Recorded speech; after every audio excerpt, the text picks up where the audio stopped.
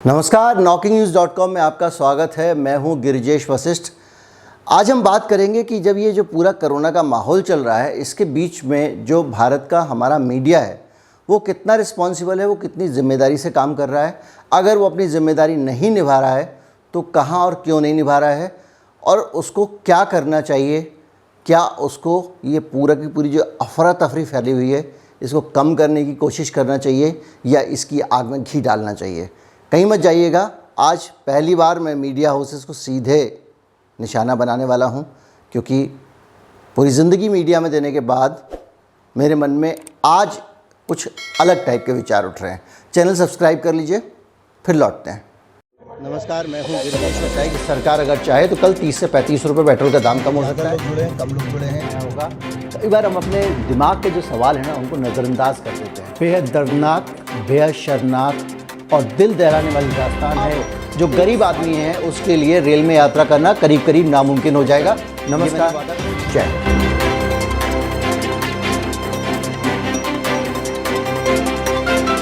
जब आप मीडिया में काम करते हैं तो आप सिर्फ सूचनाएं नहीं दे रहे होते हैं। सूचनाएं देने के साथ साथ आपकी बहुत सारी जिम्मेदारियां होती हैं। आपको ये ख्याल रखना पड़ता है कि जो हमारा समाज है वो हमारी इन खबरों से, हमारी इन सूचनाओं से किस तरह का इम्प्रेशन लेगा, किस तरह की समझ उसकी विकसित होगी और उससे वो कैसा समाज तैयार होगा। मान लीजिए जो हमारे चैनल को की फेवरेट एंकर है वो आके गुटखा खाने लगे बुलेटिन शुरू करने से पहले या खैनी ठोकने लगे, तो आप यकीन मानिए समाज में ये सब करने वालों की तादाद बढ़ जाएगी। यही वजह है कि पुलिस ने स्मोकिंग और दूसरी चीज़ों पर अलग अलग जगहों पे, सिनेमा में और दूसरी जगहों में रोक लगा दी है। अब स्मोकिंग के विजुअल या सिगरेट पीते हुई तस्वीरें आपको दिखाई नहीं देंगी। मीडिया का रोल बहुत अहम होता है। वो जो बताता है, जो दिखाता है, उसी के हिसाब से समाज बदलता चला जाता है। और यही वजह है कि आज मैं यहाँ, जब कोरोना का ये पूरा का पूरा वातावरण चल रहा है, उसके बीच में आया हूँ आपको ये बताने के लिए। आप जब भी न्यूज़ चैनल खोलेंगे कोरोना के लेकर आप डर जाएंगे। आपको लगेगा कि कुछ ना कुछ बहुत बड़ी तबाही चल रही है जिसका मैं शिकार होने वाला हूँ। जो लोग थोड़े से कमज़ोर जहनीत के होते हैं, जो इमोशनली वीक होते हैं, वो इस पे कुछ ज़्यादा सोचते हैं। उनको लगता है कि शायद उनका अंत निकट आ गया है। उनको कभी कभी ये भी लगता है कि अगर इस बार कुछ लगता है नहीं होगा और वो मारे जाएंगे। जो डिप्रेशन के मरीज़ हैं उनके लिए ज़िंदगी और मुश्किल हो जाती है। वो अवसाद में चले जाते हैं और कई लोग आत्महत्या कर लेते हैं। ये मैं नहीं कह रहा हूँ, ये मेडिकल साइंस कह रहा है। सिर्फ इतना ही नहीं होता। अब आपने जैसे ही कोरोना से तबाही हो रही है, ये हो रहा है, वो हो रहा है, शमशान घाट में लाशें जल रही हैं। शमशान घाट में सैकड़ों लाशें जलना कोई नया दृश्य नहीं है, लेकिन आप उसको पिक्चराइज़ करते हैं, उसको तरह तरह से जगह जगह पे आप उसको दिखाते हैं, उसकी तस्वीर और ऐसे खींचते हैं, खाका शब्द ऐसे इस्तेमाल करते हैं जो सीधे दिमाग में हिट करते हैं। तो लोगों को लगता है कि भैया बहुत कुछ ख़तरनाक हो गया, और उस खतरनाक की हड़बड़ाहट में वो कुछ ना कुछ ऐसा कदम उठाते हैं जो आपका मकसद शायद नहीं है, या हो सकता है कि आपका मकसद हो जिसकी वजह से आप ऐसा कर रहे हैं। आप उन मज़दूरों की कल्पना कीजिए जिन्होंने सिर्फ लॉकडाउन की आशंका से और आपकी खबरों को देखकर उनको ये पक्का भरोसा हो गया कि इस बार लॉकडाउन होने वाला है। उन्होंने दोबारा से अपने घरों की ओर पलायन करना शुरू कर दिया है। धीरे धीरे करके देश के बहुत सारे इलाकों की जो फैक्ट्रियां हैं उनमें मैन पावर, मज़दूरों की कमी होने लग गई है, और हो सकता है कुछ फैक्ट्रियां बंद होनी शुरू हो जाएं, क्योंकि जो फैक्ट्री मालिक हैं उनके जो मज़दूर हैं वो ये सोचते हैं कि भाई लॉकडाउन लगेगा तो फिर पैदल जाना पड़ेगा, डंडे खाने पड़ेंगे, समय रहते घर पहुंच जाओ। उधर जो फैक्ट्री मालिक है वो ये सोच रहा है कि मेरे माल की खपत नहीं होगी तो मैं इसका प्रोडक्शन कम करूं, मैं कम पैदा ही करूं। इसका इकोनॉमी पे क्या असर पड़ेगा, किस तरह से जो पहले ही हमारी अर्थव्यवस्था डूब रही है वो कहाँ पहुँच जाएगी, मीडिया को ये समझना चाहिए। जब भी कोई महामारी होती है या जब भी कोई इमरजेंसी सिचुएशन होती है, उसमें मीडिया का पहला काम होता है प्रशासन को सहयोग करना। किस चीज़ में सहयोग करना? कानून व्यवस्था की स्थिति बनाए रखने में सहयोग करना। लोगों के बीच में अफरा तफरी ना फैले, लोगों के बीच में घबराहट ना फैले। इसीलिए जब आप कोरोना की ट्यून लगाते थे तो उसमें आपको आवाज़ मिलती थी कि जो है वो आप सावधान रहें, लेकिन डरे नहीं। अगर लोग डरेंगे तो वो मानव मन है, तरह तरह से अजीब तरह के रिएक्शन करेंगे। जब डर पैदा होता है तो उससे अफरा तफरी होती है, और वो अफरा तफरी किसी भी तरह से लॉ एंड ऑर्डर के हिसाब से, कानून व्यवस्था के हिसाब से, देश की व्यवस्था के हिसाब से अच्छी चीज़ नहीं है। लेकिन आप आज जो दिखा रहे हैं उस सब से लगातार अफरा तफरी फैलने वाली है। उससे लगातार लोग जो डर रहे हैं वो तरह तरह के कदम उठा रहे हैं। अफरा तफरी के कई उदाहरण हैं, मजदूरों के पलायन वाला मैंने आपको बता दिया है। तो कुल मिला के मीडिया की जो भूमिका मुझे लग रही है इस बार, वो डर फैलाने की ज़्यादा लग रही है, ख़ास तौर से टेलीविज़न चैनल्स की भूमिका।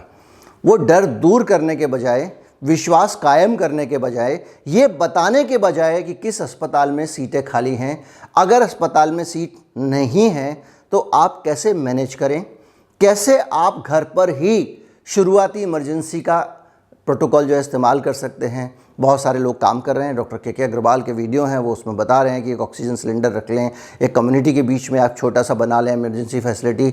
बहुत सारी चीज़ें लोग गाइड कर रहे हैं पॉजिटिवली, ताकि लोगों को भरोसा रहे कि नहीं, उम्मीद कायम है।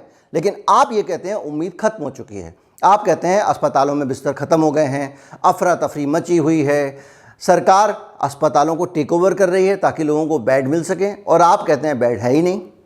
आप मरीज़ की फ़ोटो दिखाते हैं, रोता हुआ आदमी दिखाते हैं जिसको बेड नहीं मिला। हज़ारों लोगों को बेड मिला भी है। मैं ये नहीं कह रहा हूँ कि आप जो है वो सच उजागर करना बंद कर दें, लेकिन समय की नज़ाकत को समझिए। सच भी तो आप समाज के हित में उजागर करते हैं। जब आपके दिखाए सच से समाज को ही नुकसान होने लग जाए तो फिर ऐसे सच का क्या फ़ायदा। सैकड़ों मामले हैं, सैकड़ों जानकारियाँ हैं, हम सब जानते हैं। और कम से कम आज जो पत्रकार न्यूज़ चैनल्स में काम कर रहे हैं, हमारे ज़माने की बात खत्म हो गई है, वो ज़रूर कहीं ना कहीं से पढ़ के मास कम्युनिकेशन की पढ़ाई करके पत्रकार बने हैं। पिछले 20-25 साल से, लगातार 30 साल से इस देश में पढ़ाई से ही पत्रकार बन रहे हैं लोग। और वो लोग जो पत्रकार बन रहे हैं उनको पढ़ाया जाता है बाकायदा मास कम्युनिकेशन के कोर्स में कि इमरजेंसी सिचुएशन में सामाजिक जिम्मेदारियां क्या होती हैं। उसके बावजूद जब वो जगह पे काम करते हैं तो उनका रवैया जब ये होता है तो आप सोचने को मजबूर हो जाते हैं। मैं जानता हूं कि ये काम बहुत सारे पत्रकार नहीं करना चाहते हैं, मैं जानता हूं कि बहुत सारे पत्रकार ये काम नहीं कर रहे हैं, लेकिन उनको प्रबंधन के साथ भी बात करनी चाहिए, उनको उनके बॉसेस के साथ में भी बात करनी चाहिए, जो पत्रकार से थोड़ा सा सीनियर होते, गैर पत्रकार हो जाते समझ से, उनसे भी बात करनी चाहिए कि आप ये क्या तबाही फैला रहे हैं। सबसे बड़ी बात इस पूरे मीडिया के रोल में सरकार की लगातार खबरें आती रहती हैं कि वो किस तरह से मीडिया को नियंत्रित करना चाहती है। खबरें आती हैं कि सरकार तरह तरह से जो है वो कानून ला रही है, नए सरकार तरह तरह के कानून लाती है, उन कानून के ज़रिए जो है वो नियंत्रित करने की कोशिश करती है मीडिया को, चिंदी बातों पे नोटिस भेजती है। किसी एक नेता ने किसी एक मंत्री को हरामखोर कह दिया, आप किसी चैनल को नोटिस भेज रहे होते हैं, आप जो है उन सारी बातों में नोटिस भेज रहे होते हैं। कोई एडवाइज़री आपने जारी की जिसमें ये कहा गया हो कि भाई मीडिया को संयम बरतना है, अफरा तफरी नहीं फैलानी है। जो भी चीज़ है, बीमारी जो भी बीमारी है, कोरोना कुछ लोग मान रहे हैं कि नहीं होता है, हो सकता है कि वो उनकी बात भी सही हो, लेकिन जो भी हो रहा है हमारे आसपास, जो भी है मान लीजिए, लेकिन जिससे लोग परेशान हैं, जिसके इलाज की ज़रूरत है, जिसके कारण लोगों में डर है, कई बार उड़न तस्तरी का डर हो जाता है, कई बार और भी चीज़ों का डर हो जाता है। पत्रकार का काम है कि वो लोगों के बीच में जागरूकता पैदा करे, ईमानदारी से लोगों को सहेज कर रखे, लोगों को कहे आप डरिए मत। एक तरफ तो प्रशासन तरह तरह से, कल मैं जो वीडियो बनाऊंगा वो प्रशासन के ऊपर का, किस तरह प्रशासन भी अफरा तफरी फैला रहा है। अचरज होता है कि ये पूरा सिस्टम अफरा तफरी फैलाने में क्यों जुटा हुआ है, बड़ा अचरज होता है इस बात पे, क्योंकि ये वो हो रहा है जिसका उल्टा हो रहा है जो कि होना चाहिए। बड़े अचरज की बात है, लेकिन जो भी हालात हैं, जो भी हैं, वो हमारे सामने हैं और लोगों को शांत रखना इस वक्त बहुत बड़ी ज़रूरत है। याद कीजिए कि हम इसी देश में जब दंगों की खबरें पढ़ा करते थे तो इसमें लिखा होता था कि 2 समुदायों के बीच झड़प में 4 लोग मारे गए या 2 लोग मारे गए। समझदार अखबार उस संख्या को भी धीरे धीरे बढ़ाते थे, रोक रोक कर बढ़ाते थे कि किसी तरह से अफरा तफरी ना मचे। कहीं ये नहीं लिखा होता था कि एक समूह या एक समुदाय के लोगों ने दूसरे समुदाय के लोगों को मार दिया। कहीं ये नहीं लिखा होता था कि एक समुदाय के लोगों ने दूसरे समुदाय के लोगों की हत्या कर दी।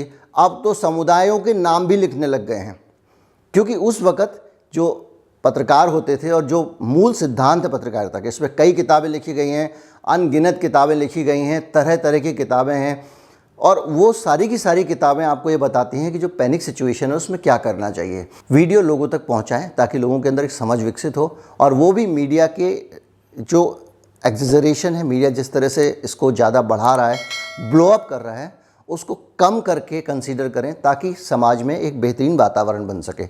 नमस्कार, जय हिंद।